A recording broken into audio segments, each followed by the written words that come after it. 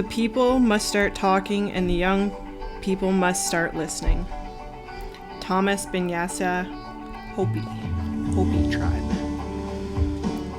We are at a critical time in transferring cultural knowledge, spiritual ways.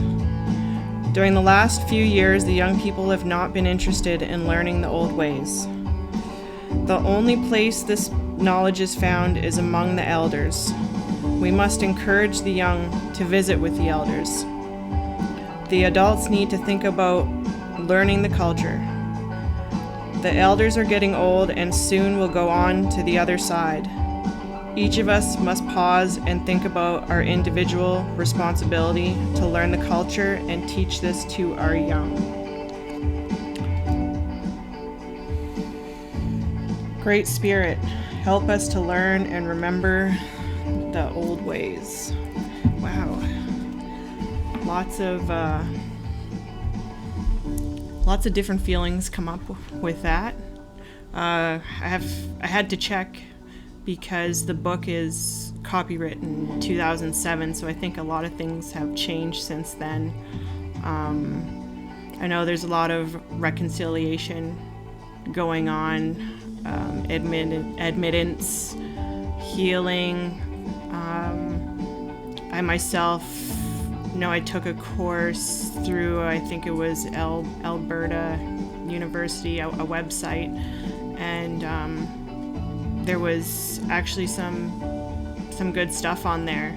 It wasn't exactly the stuff I wanted to learn about, but I think in time, the education on our people, our tribes, how we lived will become further developed and more up to date.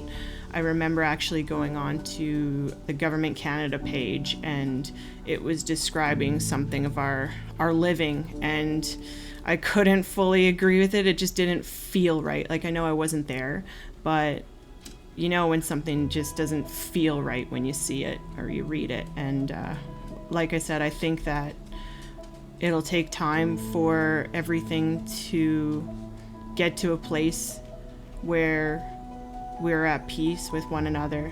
And I think for now, it's all just healing. And there's a lot of sorries. And when you say sorry or I'm sorry, it doesn't mean you're claiming responsibility for it. I know I hear a lot of people, well, we weren't there, and I hear, oh, natives get this or whatever, and I'm sorry for that, because people who are saying that means that they're lacking something. They're missing something, or they're feeling like they're being left out. So in a sense, I do see pain from both sides. For now, when it comes to the knowledge, there are elders out there. One in particular I could think of who's an amazing elder, an amazing guy. I met him in treatment, and he shared some of his stories of his tribe, his culture, and how they live, harvesting and everything like that. So there are elders that can speak of our culture and not be triggered, because I understand that it's very hard for our elders to speak about our culture because they were punished for it in the residential school. And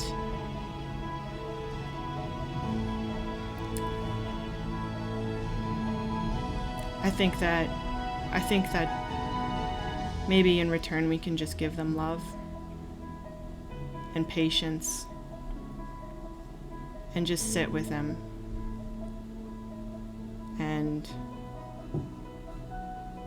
I think that we're gonna be learning a lot of stuff together, and that's okay.